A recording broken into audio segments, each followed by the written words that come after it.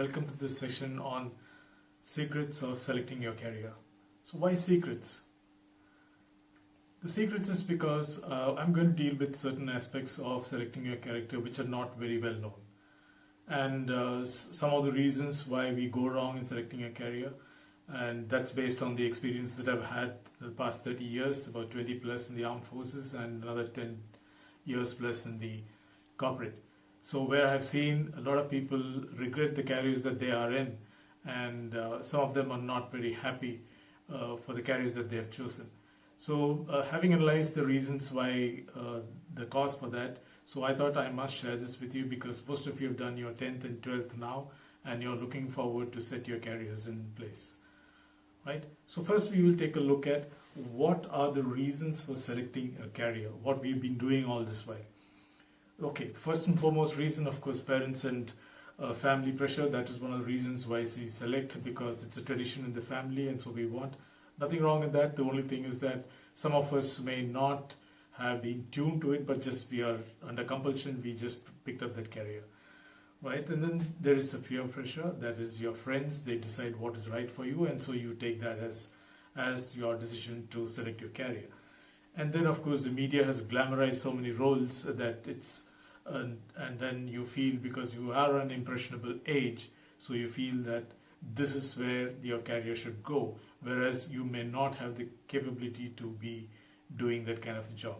And then of course you have the universal well-paying job. I need a very well-paying job. I must get X number of lakhs per month. So it's fine, but then if that is the only purpose that you're going to do this job, or you're going to take this job, then believe me, I promise you that within a very few years from that, you will be disappointed and you'll be very unhappy.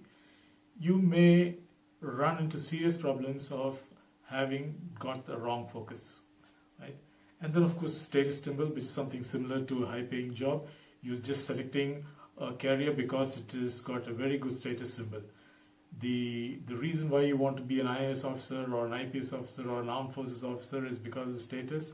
Then that's wrong, because what is going to happen is that the pressure of the job is that where it demands your very high excellence in your commitment, and that will not come if you are just looking at status only. So therefore you need to be focused on why you need those kind of jobs. And then first is passion. So by today's the Instagram, you're very passionate about Instagram, you're very passionate about Twitter, Facebook. Will that serve you any purpose in getting your career? Certainly it does not.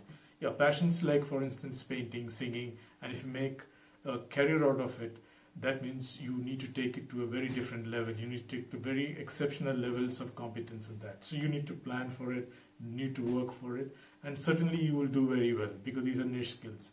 And some niche skills are extremely hardworking, and homeworking needs to be done, is to find out where do you get it and what the opportunity is, a lot of digging into it.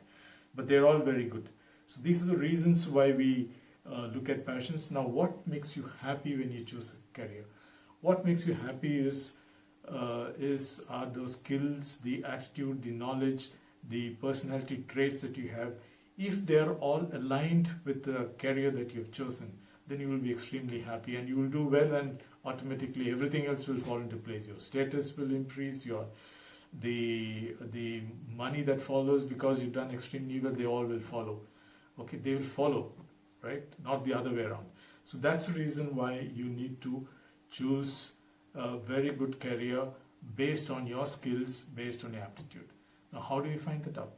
That's for the reason why we need to go and do your self-assessment. We need to do a personality test, and we have very professional people who do that. So you must do it. Don't just rely on your self-confidence or what your people are telling you or what you think is the right thing for you. There will be certain hidden traits in you which you're not aware of, which will have an effect later on in life, right? And on the career too. So you must know that. So then you should be able to work on that. Okay.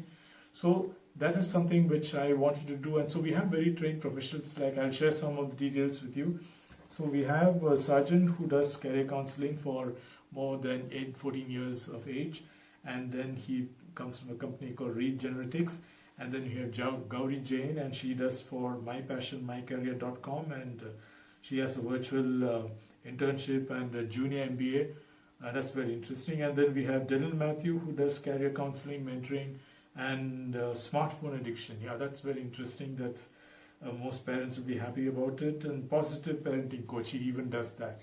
So these are some of those people. You're most welcome to choose anybody else, but since I know them, they're doing extremely well. You will find them in the description given below, so you can also choose them. One of the important things that I wanted to convey here for you is that in my career, what I found in these past 3 decades is that one of the most missing element of people who are not able to mark up in the career is lack of soft skills. Soft skill plays a phenomenal, and unfortunately none of our academics or anybody, they just do a touching job about it, but there is phenomenal amount of learning that you must do as far as soft skill is concerned. You should be able to speak to a security guard, to a CEO of the company in the competence that you are expected to. You should be able to speak very confidently to the Prime Minister if required. But for all of that, you need to have very good soft skills. You should be able to articulate in any language, your regional language, in English, in the national language, whichever language. So that is something which you have to learn, and that can be learned when you at this age, when you're transiting from a teenager to an adult, a young adult, and learn this. And this is something which is only learned. It can't be plugged in like a pen drive into your system and then you are go about it. No, you need to learn it.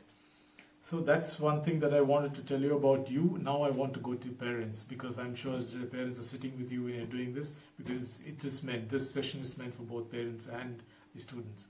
For the parents, just 2 things I just want to tell. Help choose the career for your child. Help choose. This is what I insist on. Don't impose your career on them. Don't impose your thoughts on them. Let them choose their career. You need to facilitate that decision for them to choose a career. And how you do that is like this, making them available these self-assessment tests and the psychometric test and all that. Let them do that. And then they'll be able to gauge for themselves as where they stand, what is their personality traits, what are the areas to improve, and then focus. The roadmap would be, out of the 10-20 jobs that they feel they are very good at, they can select it, they will narrow it down to 4 or 5 jobs. And thereafter what they do is that they'll be able to, with the help of these professionals, they'll be able to focus what is their career path, what is the roadmap that they need to map, so that they can, for the next 6 months, 1 year, 3 years, 5 years, 7 years, 8 years, they can plan their career to how to take it ahead. So that is very important, and you should be there to help them do it.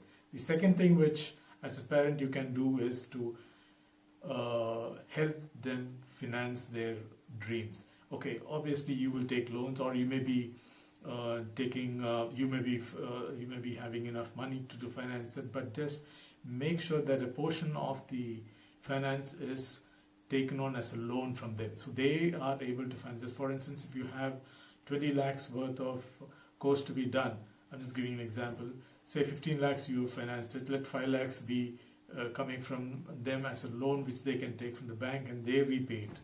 So it gives them the importance of doing something on their own. They've stood themselves on their own. The responsibility comes to them. The financial planning, they start picking up very early when they repay the loans and things like that. So that's very important. And with these points, I think I must take leave and wish you all the very best. Think about this and make sure that you don't go wrong in your career planning starting now. All the very best. Like you, be strong to hold the powers of the sun.